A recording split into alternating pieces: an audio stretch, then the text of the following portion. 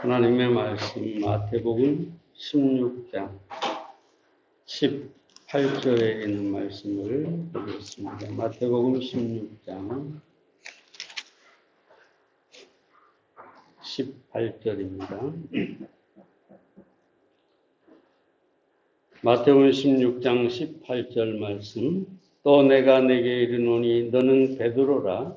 내가 이 반석 위에 내 교회를 세우리니 음부의 권세가 이기지 못하리라. 지난번에 말씀을 드렸나 모르겠는데요. 오징어 게임이라는 영화가 전 세계에 돌풍을 일으켰습니다. 우리 모두가 잘 알고 있는데요. 얼마 전에는 그 주연 배우가 에미상을 받아가지고 또 한 번 화제가 되었습니다. 그 주연 배우 얘기를 하자는 게 아니라 그 오징어 게임에 오영수 씨라는 나이 많은 배우가 나옵니다.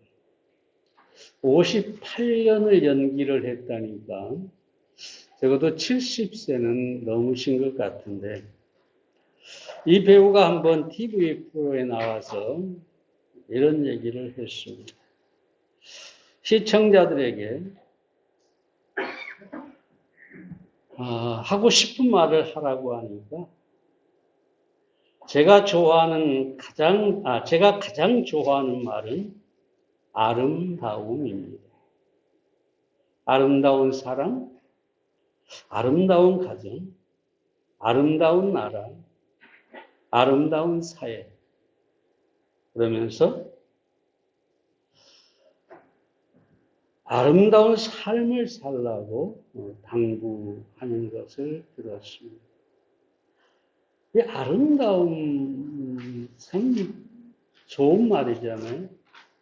우리는 그냥 늘 지나치는 말들인데 아름답게 살라.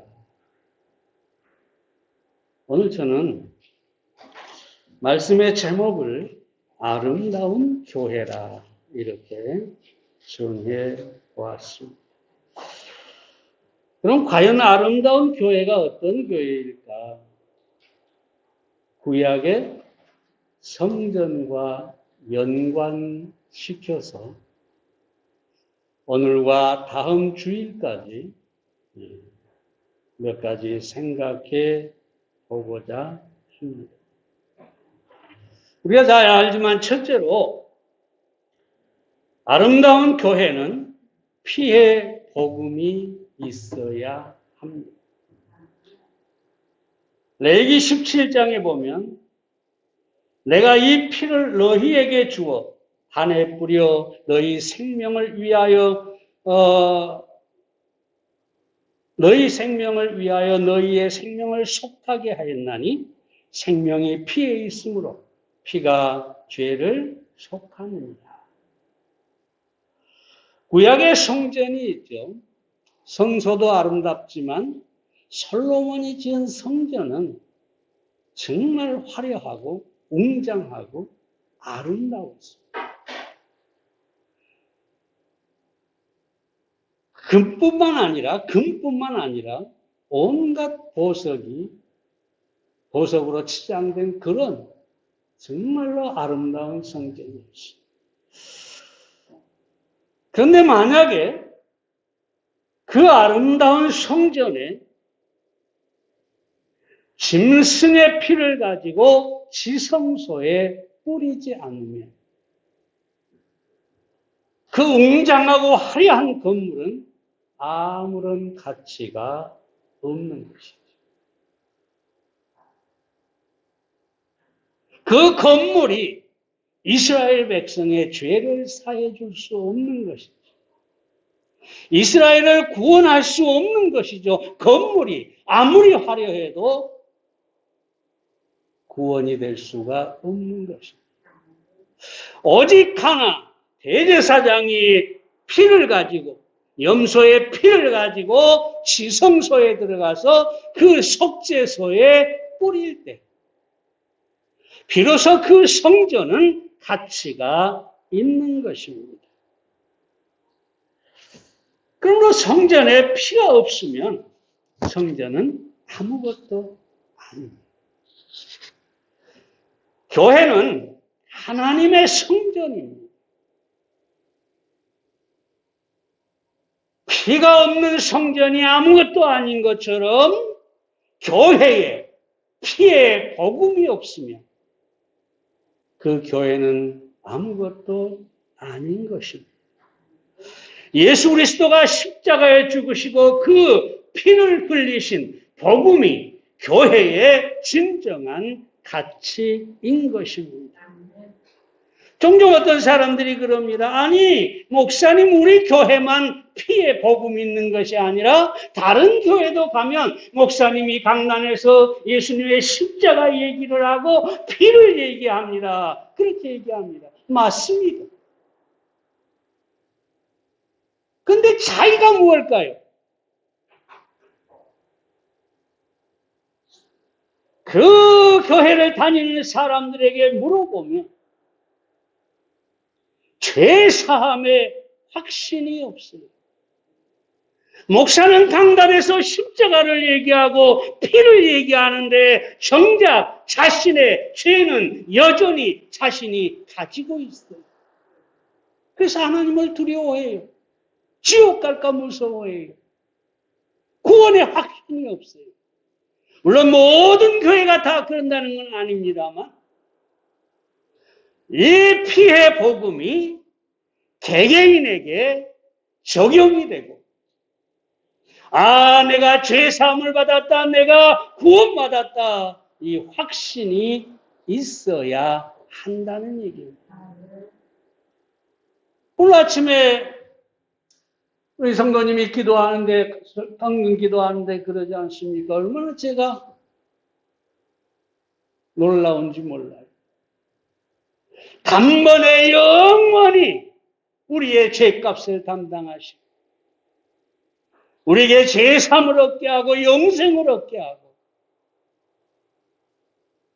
우리 모든 사람이 피의 복음으로 구원의 확신을 가질 때 그게 진정한 피의 복음이 있는 교회인 것입니다. 여러분, 마귀는 이단들을 통해서 십자가를 실패라고 주장을 합니다. 하나님이 세상에 예수를 보냈는데 하나님의 나라를 세우라고 보냈는데 실패하고 십자가에서 죽어버렸다. 그래서 하나님이 또 다른 메시아, 다른 재림 예수를 보내셨는데 그게 누구라고요? 자신들이라고 그럽니다. 이단의 교주 자신들이라고 그럽니다. 여러분, 마귀는 예수님의 십자가와 피를 실패로 보는 것이죠. 아무것도 아닌 것으로 봅니다. 그러나 십자가와 예수님의 보혈만이 우리의 죄를 사하는 그리고 우리를 구원하는 유일한 능력이 되는 것입니다. 뿐만 아니라 마귀는 이단들을 통해서만 역사하지 않아요. 요한계시록 3장에 나오는 라오디게아 교회처럼 오늘날 대교회 정말 수많은 교인들이 있는 그런 교회들조차 이 피의 복음이 개개인에게 적용돼서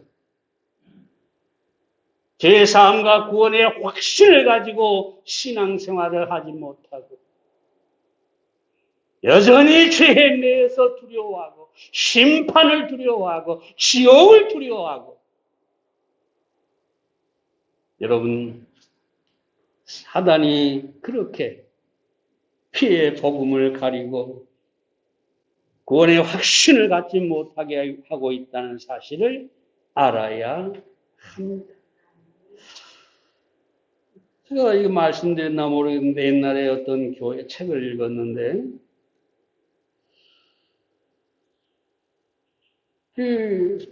한 장로가 자기 목사에게 내 친구가 지금 죽어가니 목사님이 가서 좀 만나 주십시오.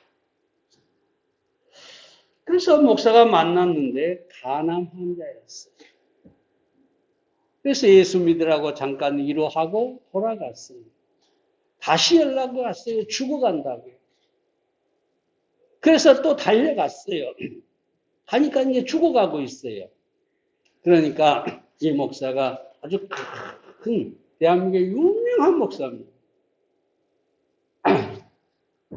예수님을 받아들인다는 표시로 내 손을 잡으시오.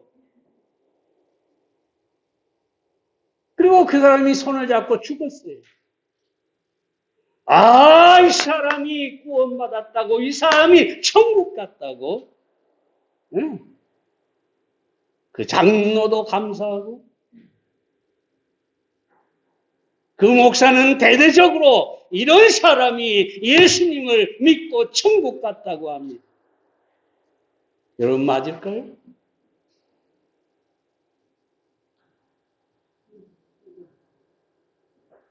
도대체 예수를 믿고 받아들이는데 어떤 예수냐가 중요한 것이죠.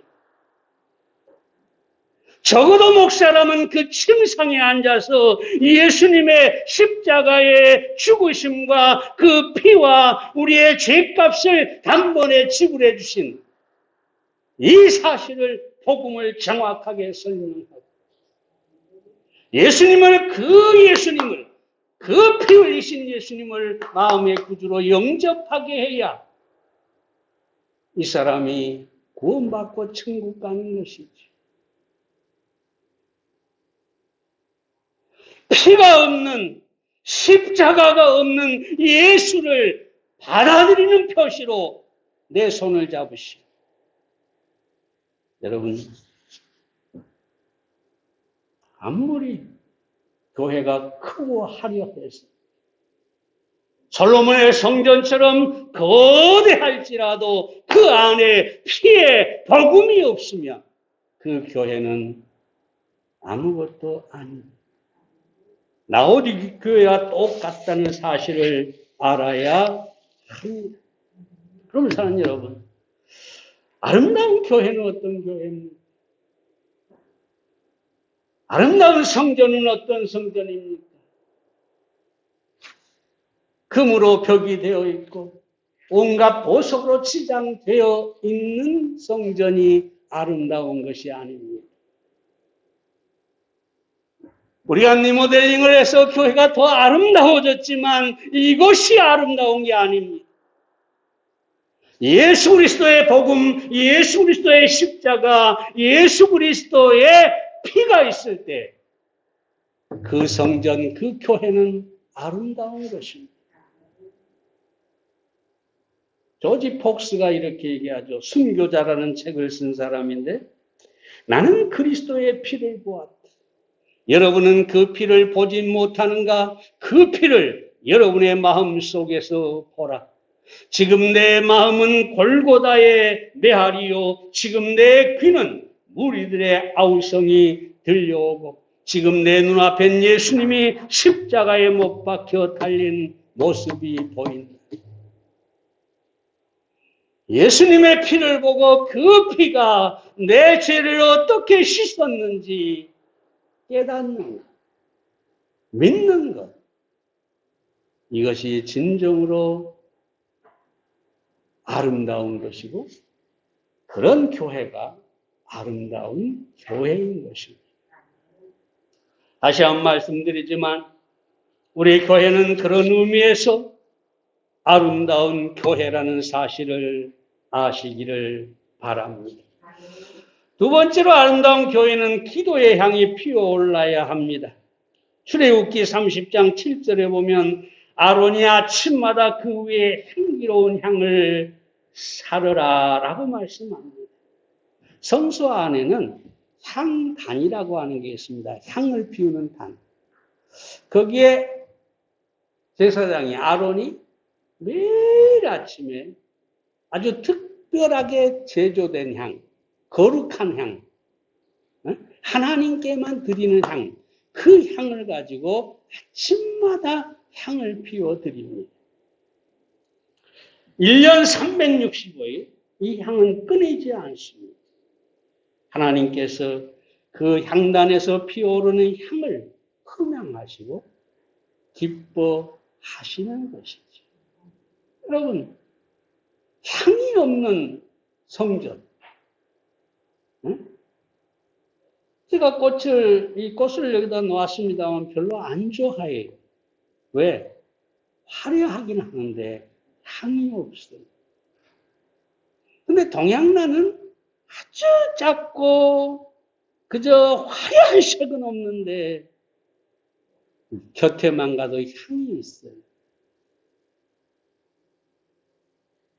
꽃은 눈만 즐겁게 하는데 그 향은 우리 콧 속으로 들어가서 온몸을 즐겁게 합니다. 성전이 아무리 화려해도 거기에서 향이 피어오르지 않는다면 하나님께서 흠양하지 않습니다. 기뻐하지 않습니다. 아니 여러분, 그럼 이 구약의 향단과 향은 무엇을 말할까요? 계시록 5장 8절에 보면 이 향은 성도들의 기도라라고 합니다. 성도의 기도는 하나님께 올라가는 거룩한 향과 같은 것입니다. 그래서 예수님께서 마태복음 21장 13절에서 내 집은 만민의 기도하는 집이라 이렇게 말씀을 합니다. 베드로전서 5장 17절에 쉬지 말고 기도하라고 합니다. 성도의 기도가 성전의 향처럼 하나님께 올라가서 하나님을 향기롭게 해드리는 것입니다. 그러므로 교회는 향기, 다시 말하면 기도가 있어야 합니다. 이엠 바운즈가 기도는 모든 것에 영향을 끼친다. 하나님은 기도하는 사람을 축복하신다. 기도하는 사람은 하나님을 위해 기나긴 항해를 떠나는 사람이며 다른 사람을 풍요케 하고 그의 기도로 세상이 축복받게 하므로 자신도 축복받는다. 기도는 실로 모든 경건과 단정한 중에 고요하고 평안한 생활을 하는 것이다 라고 했습니다. 기도는 다른 사람을 축복하고 나를 축복하는 것입니다. 그리고 중요한 것은 하나님을 기쁘시게 하는 것입니다. 여러분, 저는 거듭 말씀드리지만 기도를 자랑하는 게 아닙니다. 기도한다는 것을 여러분이 아시기를 바라는 마음입니다. 미국, 독일, 두바이 오늘 아침에도 기도했습니다만 중국 한 바퀴 쫙 돌고 기도를 끝내고 부산, 서울, 세종, 여수, 순천, 목포, 저 시골의 성남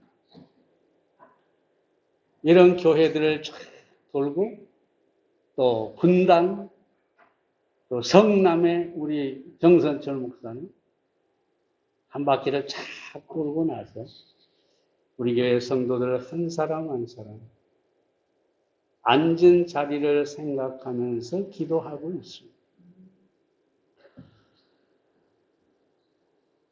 제 기도 제목은 중요한 게 세 가지인데 첫째는 하나님 앞에 진정으로 예배 드리는 사람. 그저 순서에 따라 찬송하고 기도하고 이게 아니라 정말 하나님 앞에 마음을 다하여 예배 드리는 사람. 왜냐하면 하나님은 예배를 기뻐하시기 때문입니다. 두 번째는 사무엘처럼 기도를 쉬는 죄를 범하지 않게 해달라고 기도합니다. 매일매일 하나님 앞에 기도하고 있습니다. 세 번째는 어떤 일이 생겨도 내가 주님의 평강으로 평화를 누릴 수 있다.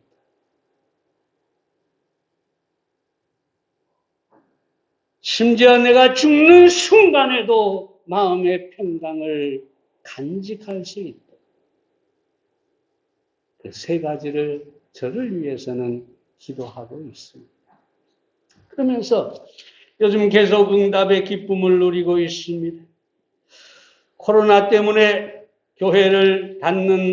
문을 닫는 교회들이 많아졌다고 하는데, 경기도 성남 지역에 있는 어떤 교단의 교회들의 이야기를 얼마 전에 들었습니다. 코로나 전에 그 지역에 같은 교단의 그 좁은 지역에 47개 교회가 있었다고 합니다.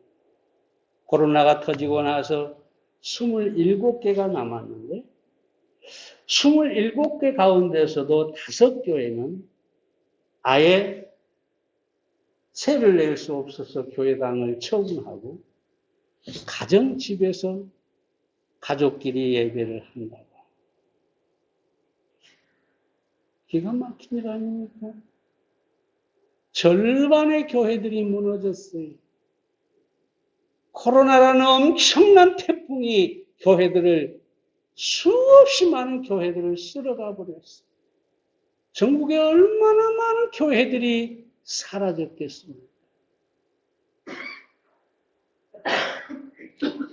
그러나 하나님께 감사한 것은 비록 우리가 예배 수는 좀 줄었지만 하나님께서 계속해서 역사하시고 기도에 응답하시고 우리로 하여금 하나님의 살아계심을 체험하게 해주셨으니 감사합니다.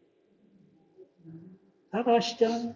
우리 교회 한편에 4천만 원이라는 이 빚을 순식간에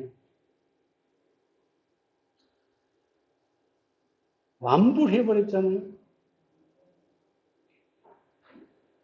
우리가 힘이 있어서 능력이 있어서 한 게 아니라 하나님이 하신 일이었어요. 그것도 코로나에. 이 인테리어도 생각지도 못했어요. 나는 대문이나 갈고 말겠다 그랬는데 하나님께서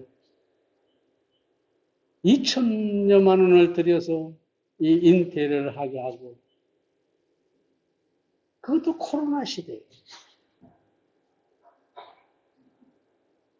놀랍지 않습니까? 지금도 계속되고 있어요. 아까 말씀드렸지만 한 분이 헌금을 했는데 수십 년 전에 교회 막 개척했을 때 오래 나오지도 않았어요. 조금 나오셨어요.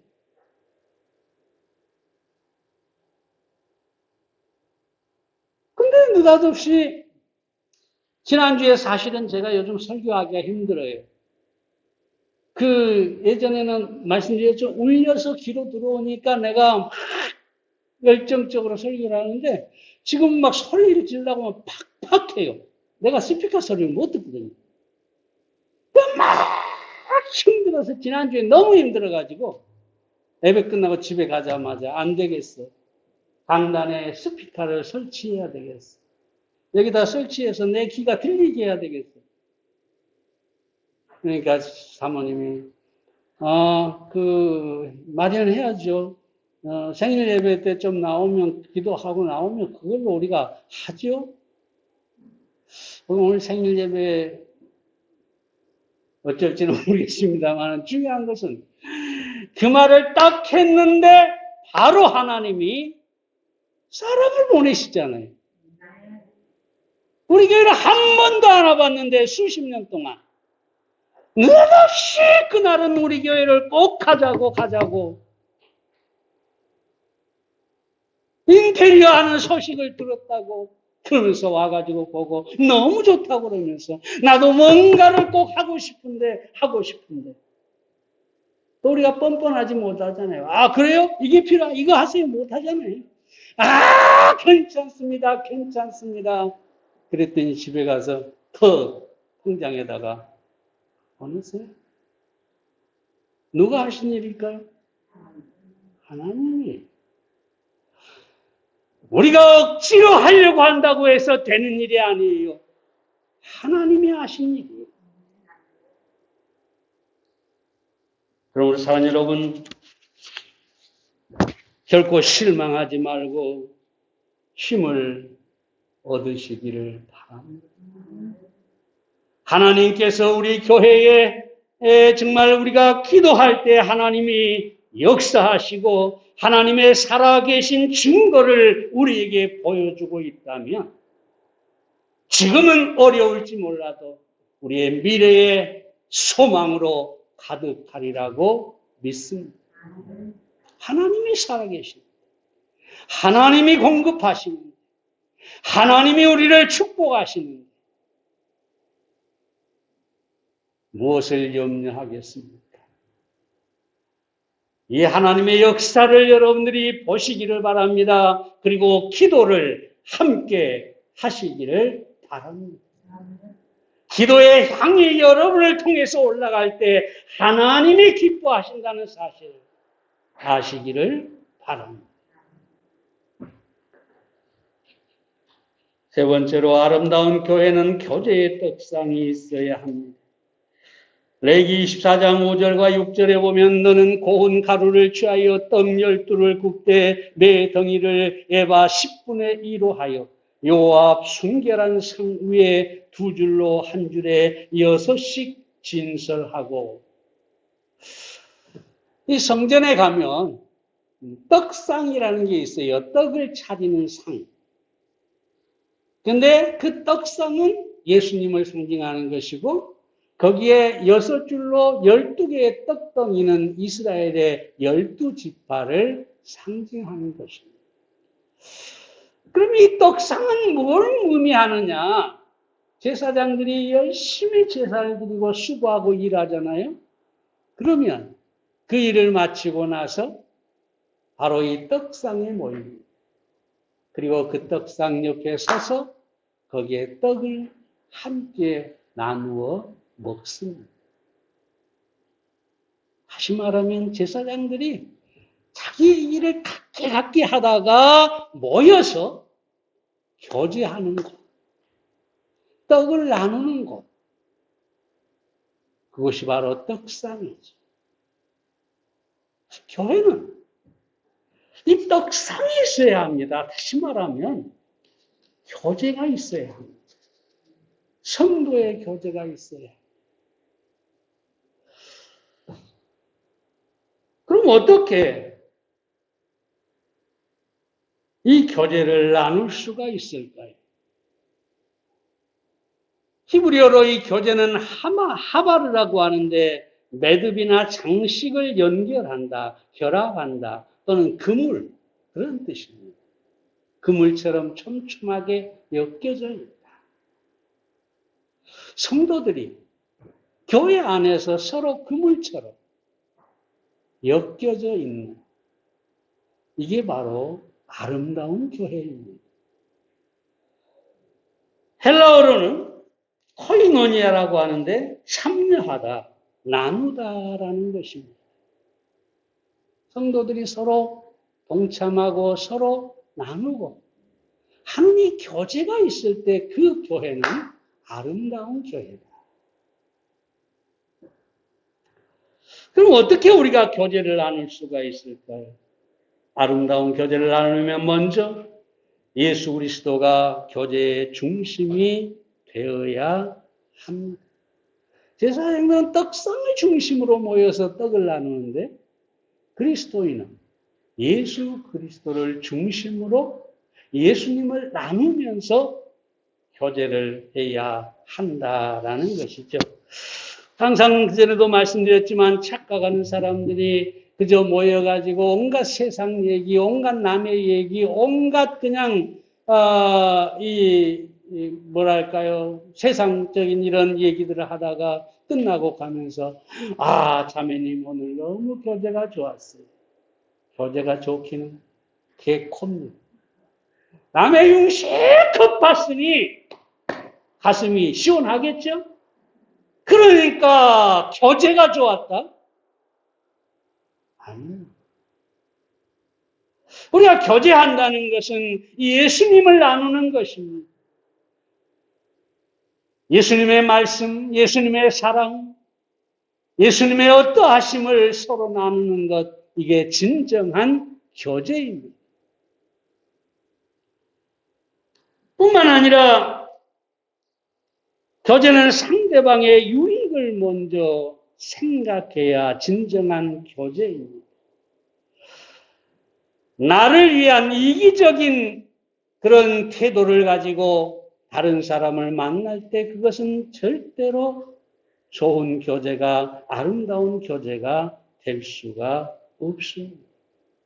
여러분, 초대교회 예루살렘 교회가 왜 아름답습니까? 그들은 모여서 기쁨으로 자기의 것을 나누었습니다. 다른 사람을 먼저 생각하고 나누는 것. 이것이 아름다운 교제인 것입니다. 사랑 여러분,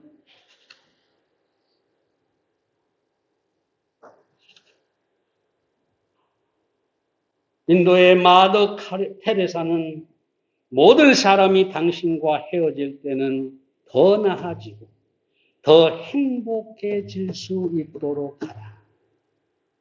내가 누구를 만났는데 그 사람과 교제하고 떠날 때는 그 사람이 나로 인해서 행복해져야 된다는 것이죠. 이게 진정한 교제입니다. 듀란트 발론 목사도 당신의 행복은 당신이 사랑하는 사람의 행복에 달려있다. 내가 다른 사람의 행복을 위해 살면 그것이 나를 행복하게 합니다. 그러므로 교제는 상대를 위하는 마음으로 함께 나누는 것이 진정한 교제고 그것이 아름다운 교회인 것입니다. 뿐만 아니라 마지막으로 겸손의 태도를 가져야 합니다. 빌보서 2장 3절에 아무 일이든지 다툼이나 허용으로 하지 말고 오직 겸손한 마음으로 각각 자기보다 남을 낮게 여기고. 여러분, 진정한 교제는 겸손에서 꽃을 피웁니다. 교만은 절대로 진정한 교제를 나눌 수가 없게 하는 것입니다. 어거스틴이 말하기를 당신은 훌륭하게 되기를 원하는가? 지금부터 시작하라. 당신의 거대하고 고상한 구조로 건물을 짓기를 원하는가? 먼저 겸손함으로 기초를 쌓으라.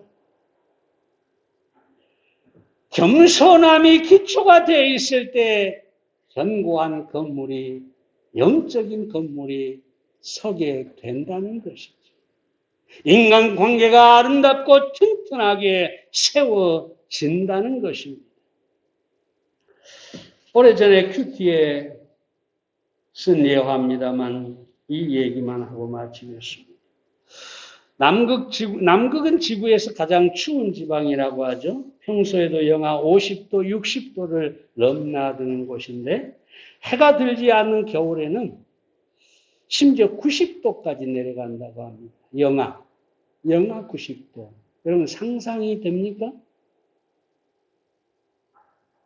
그 추위에 계절풍까지 불어오면은 이 펭귄도 도저히 버틸 수가 없다고 합니다. 그래서 이 펭귄들은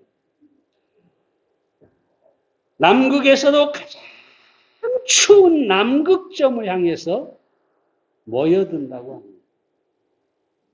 온도는 훨씬 낮지만 계절풍이 불지 않는다고 합니다. 그곳에서 펭귄들은 서로 몸을 포개고 원을 만듭니다. 서로의 체온이 전달되어서 영하 70도가 돼도 능히 견딜 수가 있고 살아남을 수가 있다고 합니다. 사랑하는 여러분, 아름다운 교회는 교제가 있어야 합니다. 서로의 체온을 나눌 수가 있어야 됩니다. 서로의 아픔, 서로의 고통을 함께 감당할 수 있어야 합니다. 오늘 우리는 좀 생각해 볼 필요가 있습니다. 과연 나는 누구와 교제를 나누고 어떤 교제를 나누고 누군가 나를 향해 다가와서 나를 알아주고 나를 사랑해주고 나와 교제해주기를 바라지 말고 내가 먼저 마음을 열고 내가 먼저 교제로 다가가야 할 것입니다. 교제가 있는 교회, 그 교회가 아름다운 교회입니다. 제가 바라기는 정말 우리 성도들이 서로 사랑하며 아름다운 교제를 나누는 그런 교회가 되기를 바랍니다. 또 그렇게 계속해서 기도할 것입니다. 우리 안에 있는 양들은 서로 다투면 절대로 눕지 못한다고 합니다. 다음 달 큐티에 여러분이 한번 보시면 거기에 제가 써놨어요. 양들은요, 눕지 못하는, 편히 누워서 쉬지 못하는 몇 가지 이유가 있는데, 그 중에 하나가 그 우리 안에서 서로 다툼이 있을 때 눕지를 못한다.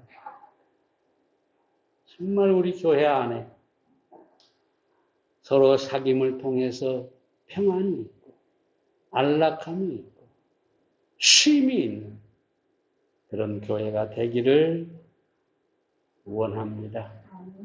기도하겠습니다, 여러분. 서로 교제할 수 있기를 바랍니다. 기도하겠습니다.